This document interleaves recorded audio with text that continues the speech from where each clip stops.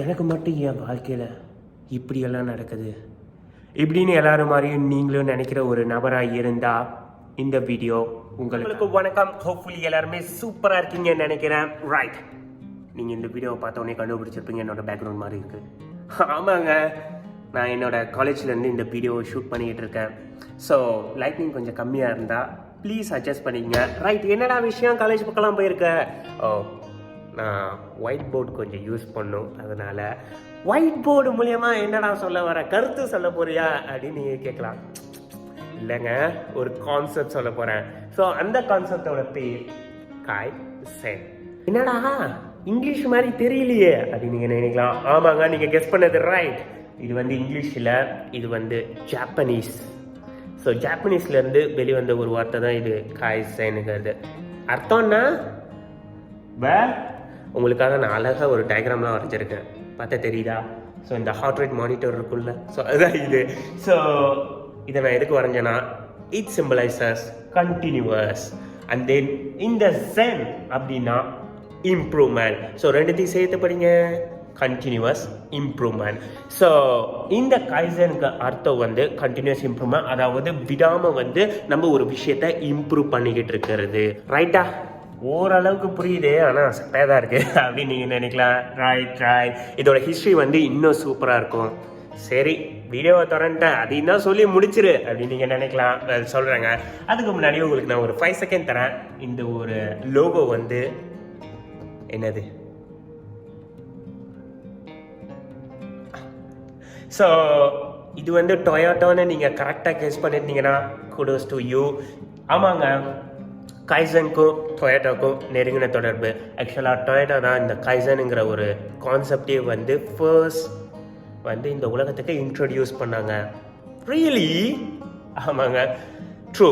So எப்போ okay உங்கள் curiosity எனக்கு புரியுது.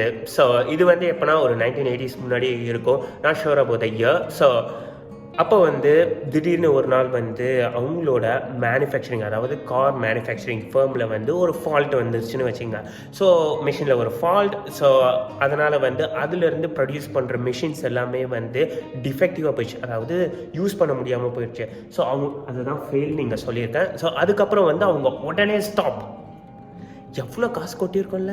ஸோ தப்பான மிஷின்லாம், யூஸ் பண்ண முடியாத ஸ்பேர் பார்ட்ஸ்லாம் வந்ததுன்னா அதை வச்சு நம்ம என்னத்தை பண்ணுறது? ஸோ அதனால் உடனே ஸ்டாப். அதுக்கப்புறம் என்ன தான் ஆச்சு? ஸோ மிஷினில் என்ன பிரச்சனை அப்படின்னு அதை போயிட்டு அட்ஜஸ்ட் பண்ணுறது தான் அட்ஜஸ்ட்னு சொல்லியிருக்கேன். ஸோ இந்த ஒரு சைக்கிள் உங்களுக்கு தெரியுதா? நிப்பாட்டி அதை வந்து அட்ஜஸ்ட் பண்ணி திரும்பி வந்து அந்த ஒரு சைக்கிளை வந்து ரன் பண்ண வைக்கிறது.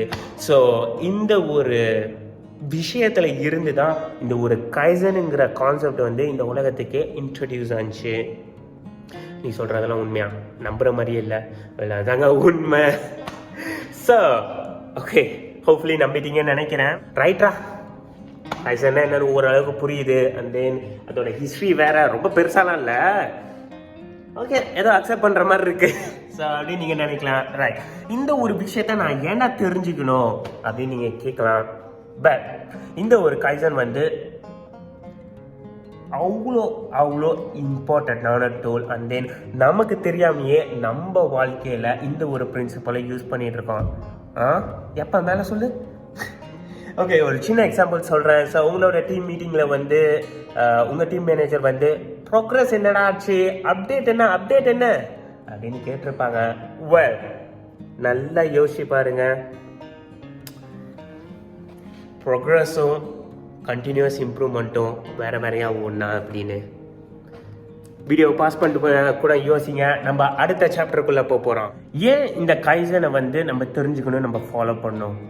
சிம்பிள், நம்மளோட வாழ்க்கை நல்லா இருக்கும்பா. ஸோ இன்னையிலேருந்து 10 வருஷம் கழிச்சு நம்ம இதே ஸ்டேஜில் இருக்க போகிறோமா, இல்லை ஒரு ஸ்டெப் மேலே, ஒரு ஸ்டெப்பா இல்லை பல ஸ்டெப்பா அப்படிங்கிறது நான் சொன்னதுக்கப்புறம் நீங்கள் எடுக்க போகிற ஆக்ஷனில் தான் இருக்குது. ஆக்ஷன் த செயல்னு சொல்கிறேன்ல, ஸோ அதில் தான் இருக்குது. கன்வின்ஸ் பண்ணுற மாதிரி தான் பேசுகிறேன். மேலே சொல்லு அப்படின்னு நீங்கள் கேட்கலாம். ரைட், உங்கள்கிட்ட நான் ஒரு சிம்பிளான ஃப்ளோ டயக்ராம் தான் காமிக்க போகிறேன். And then so it all starts with plan. உங்களுக்கு தெரியுதுன்னு நினைக்கிறேன். ஓகே, ஸோ எந்த ஒரு விஷயத்தையும் பிளான் பண்ணி பண்ணோம் அப்படின்னு வடிவேலு சொல்லியிருக்காங்கல்ல, ஸோ அதே மாதிரி இந்த ஒரு விஷயத்தையும் நம்ம பிளான் பண்ணோம். ஸோ நம்ம என்ன ஒரு கோல், அந்த கோலை அடையிறதுக்கு வந்து என்னென்ன ஸ்டெப்ஸ் எல்லாம் நமக்கு செய்யணும். So it can be any thing. So ஸ்கூலில் வந்து நல்லா படிக்கணுமா, ஸோ அதுக்கு என்னென்ன பண்ணணும், டெய்லிக்கும் ஹோம் ஒர்க் பண்ணணும், அண்ட் தென் ரிவிஷன் பண்ணணும். ஸோ வேலை இடத்துல நல்லா பண்ணுமா, அதுக்கு என்ன பண்ணணும். ஸோ இது மாதிரி இது வந்து பர்சனல் சாய்ஸ். ஸோ உங்களோட கோல், அதாவது இலக்குகளை நிர்ணயம் பண்ணிவிட்டு அதை அடையிறதுக்கான வழிகளை எல்லாத்தையும் நீங்கள் வந்து ப்ரிப்பேர் பண்ணணும். ஸோ இந்த ஒரு ஸ்டேஜில் கோல்ஸ் என்ன பண்ணுறதுனே தெரில அப்படின்னு நீங்கள் சொன்னீங்கன்னா மேலே இருக்கிற ஐ பட்டனை அழுத்துங்க. ஸோ அதில் வந்து ஏற்கனவே கோல் செட்டிங் எப்படி வந்து நம்ம பண்ணுறது அப்படிங்கிறத பற்றி பேசியிருக்கோம். ஸோ மறக்காமல் கிளிக் பண்ணுங்க. ரைட், ஒன்ஸ் கோலை நீங்கள் செட் பண்ணதுக்கப்புறம் ஆக்ஷன், ரொம்ப பிடிச்ச வார்த்தைல நம்ம எல்லாத்துக்கும். ஸோ சொன்னது மட்டும் பத்தாதுங்க, செய்யணும். ஸோ எல்லாருமே வந்து சொன்ன மாதிரி செய்கிறோம். ஸோ செஞ்சதுக்கு அப்புறம், அதாவது செஞ்சதுக்கு அப்புறம் இல்லை, செஞ்சிட்டு இருக்கும் போதே வந்து நம்ம ஃப்ரீக்வெண்ட்டாக வந்து ரிஃப்ளெக்ட் பண்ணோம். ஸோ அதை தான் வந்து செக் அப்படின்னு சொல்கிறாங்க. இந்த ஒரு செக்கில் நம்ம என்ன தான் பண்ணுறது அப்படின்னு நீங்கள் கேட்கலாம். ரைட், ஒரு சின்ன எக்ஸாம்பிள் வச்சு சொல்கிறேன்னு. நமக்கு பிடிச்ச எக்ஸாம்பிள் தான் எப்போ யூஸ் பண்ணுறது உடம்பு குறைக்கிறதுக்கான வழிகள். ஸோ நம்மளோட கோல் வந்து டெய்லிக்கும் வாக்கிங் போகிறோம் உடம்பு குறைக்கிறதுக்காக. ஸோ நம்ம கண்டினியூஸாக வந்து ஒரு மாதம் பக்கம் பண்ணிக்கிட்டே இருக்கோம். ஸோ அதுக்கப்புறம் வந்து மாத கடைசியில் வந்து நம்ம வந்து செக் பண்ணோம். ஸோ என்ன செக் பண்ணுவோம், டஸ் இட் ஒர்க், நம்ம உண்மையிலே வெயிட் குறைஞ்சிருக்கோமா, வெயிட் மிஷின் ஏறி போய் நிற்கிறோம். ஸோ அப்போ தான் நமக்கு வந்து ஒரு உண்மை தெரியுது, ஆஹா நம்ம குறைய ஆரம்பிக்கிறோம், 100 கிராம் பக்கம் குறைஞ்சிருக்கு. ஸோ அப்படின்னா அடுத்தது என்ன பண்ணலான்னா அட்ஜஸ்ட். ஸோ அட்ஜஸ்ட்னா ஏண்டா அதான் 100 கிராம் குறையுது இல்லை, இது மாதிரியா அடுத்த மாதம் ஒரு 100, அடுத்த மாதம் ஒரு 100, ஏன்பா கொஞ்சமாச்சும் அட்ஜஸ்ட் பண்ணலாம்ல. ஸோ எக்ஸ்ட்ரா எஃபோர்ட் போடலாம் வாக்கிங்கில், அப்படி இல்லைன்னா வந்து டயட் போகலாம். ஸோ அதை தான் வந்து இந்த ஸ்டெப்பில் சொல்கிறோம். அட்ஜஸ்ட் வந்து ஏற்கனவே இருக்கிற ஒரு விஷயத்தை வந்து இன்னும் நம்ம எப்படி இம்ப்ரூவ் பண்ணலாம், how can we improve further அப்படிங்கிற ஒரு கேள்வியை கேட்டோம். ஸோ ஓகே, ஸோ எப்படி இம்ப்ரூவ் பண்ணலான்னா, கூடலாம் நடக்க முடியாது, நம்ம வேணால் சாப்பிட்றத கொஞ்சோட்டு கம்மி பண்ணிக்குவோம். ஸோ அப்படி நீங்கள் பிளான் பண்ணுறீங்க. ரைட், அப்படி நீங்கள் பிளான் பண்ணுறது தான் வந்து அடுத்தது இம்ப்ரூவ்மெண்ட் அப்படின்னு வரும். ஸோ அந்த ஒரு இம்ப்ரூவ்மெண்ட் வந்து ஒரு மாதத்தில் கிட்டத்தட்ட அட்லீஸ்ட் ஒரு 1% இம்ப்ரூவ்மெண்ட் இருந்தால் நீங்கள் யோசிச்சு பாருங்கள், 12 மாதத்தில் எவ்வளோ இருக்கும், அதுக்கப்புறம் 5 இயர்ஸ் 10 இயர்ஸ் அப்படிங்கிறதுல எவ்வளோ இம்ப்ரூவ்மெண்ட் இருக்கும். ரைட், ஸோ இம்ப்ரூவ்மெண்ட்டுன்னு இருக்கா. ஸோ இது மாதிரி நம்ம புது ஸ்ட்ராட்டஜிஸ் வந்து இன்ட்ரடியூஸ் பண்ணிக்கிட்டே இருப்போம். ரைட், சில ஸ்ட்ராட்டஜிஸ் வேலை செய்யும், சில ஸ்ட்ராட்டஜிஸ் வேலை செய்யாது. ஸோ அப்படி இருக்கும்போது நம்ம ஒவ்வொரு ஸ்ட்ராட்டஜியை இம்ப்ரூவ் பண்ணும்போதும் நம்ம இந்த ஒரு கேள்வியை வந்து அந்த ஒரு பீரியட் நம்ம டிசையர் டைமில் வந்து நம்ம கேட்டுக்கணும், வேலை செய்யலையா அப்படின்னு. ரைட், இப்போதைக்கு இருக்கிற சிஸ்டம் வந்து வேலை செய்யுது. அதாவது வெயிட் மிஷினில் நீங்கள் ஏறி நின்னதுக்கு அப்புறம் ஒரு 100 கிராம் குறைஞ்சிருக்கு. வெல், கப்பல் கவுந்தது எப்பனா நீங்கள் வெயிட் மிஷினில் ஏறி நிற்கிறீங்க. ஸோ வெயிட்டு குறையவே இல்லை, அப்படியே இருக்கு. ஸோ அப்போ தான் வந்து நோ அப்படிங்கிற ஒரு விஷயம் வந்து வருது. ஸோ நோ வந்ததுக்கப்புறம் நமக்கு ஷாக் ஆயிடுச்சு, ஹார்ட் அட்டாக் போகிற அளவுக்கு ஷாக் ஆயிடுச்சு. ஸோ ஓகே, ரிலாக்ஸ் பண்ணுங்க, மாத்திரையை போட்டு உட்காருங்க. உட்கார்ந்ததுக்கப்புறம் கேட்கணும் நம்மள்கிட்டயே ஒரு கேள்வி, என்ன ஆச்சு, ஏன் வந்து குறையல, நம்ம எல்லாத்தையும் தானே பண்ணிக்கிட்டு இருக்கோம், ஏன் குறையல அப்படின்னு ஒரு முக்கியமான கேள்வியை வந்து நீங்கள் கேட்குறீங்க. கன்ஃபார்ம் இந்த கேள்விக்கு வந்து உங்களுக்கு ஆன்சர் தெரியும், தெரிலன்னு மட்டும் சொல்லாதீங்க. ஏன்னா உங்களை மீறி உங்கள் வாய்க்குள்ளே எந்த விஷயமும் போகாது. ஸோ பத்தாவதுக்கு வந்து வாக்கிங் வேறு போயிட்டு இருக்கீங்க, உங்களோட எனர்ஜியை வந்து வெளியே வேர்வை மூலியமாக வெளியே வந்து செலுத்திக்கிட்டு இருக்கீங்க, ஃபேட்டை பர்ன் பண்ணுறீங்க.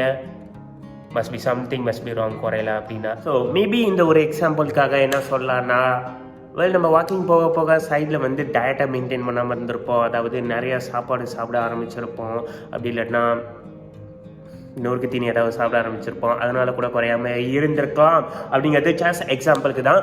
ஸோ நம்ம வாய் என்ன அப்படின்னு கண்டுபிடிச்சாச்சு. அடுத்தது சேஞ்ச் கோர்ஸ்.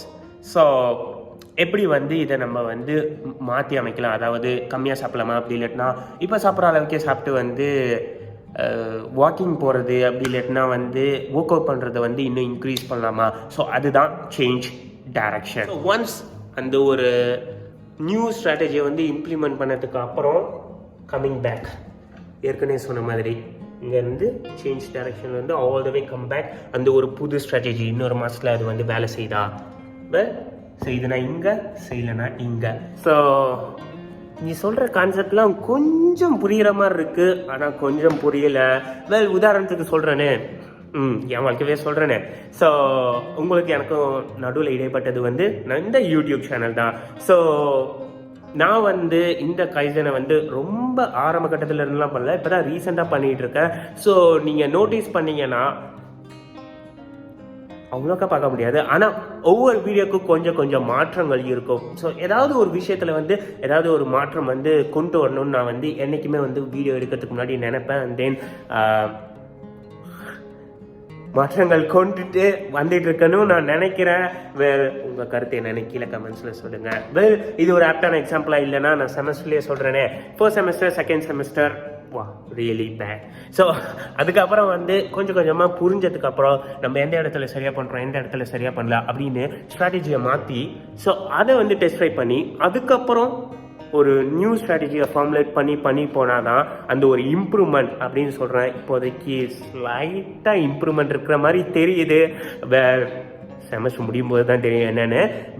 இது வந்து என்னோட பர்சனல் ஜேர்னி, அதாவது பர்சனல் கைசன் ஜேர்னி. கன்ஃபார்ம் உங்கள் வாழ்க்கையிலையும் ஏதாவது ஒரு கைசன் ஜேர்னி இருக்கும். அப்படி இல்லைனாலும் வரி பண்ணாதீங்க.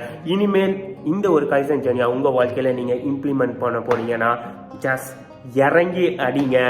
And then ஏற்கனவே சொன்ன மாதிரி plan, do, check, adjust. So keep that in mind. And then எந்த ஒரு விஷயத்தில் இந்த ஒரு கைசன் கான்செப்டை வந்து யூஸ் பண்ண போகிறீங்க அப்படின்னு கீழே மறக்காமல் கமெண்ட்ஸில் சொல்லுங்கள். அட்லீஸ்ட் நீங்கள் வந்து அந்த ஒரு லைன் எழுதுறது வந்து உங்களுக்கு ஒரு பெரிய விஷயமா தெரியாது, ஆனால் அதை பார்க்குறவங்களுக்கு வந்து ஒரு இன்ஸ்பிரேஷனாக இருக்கலாம்.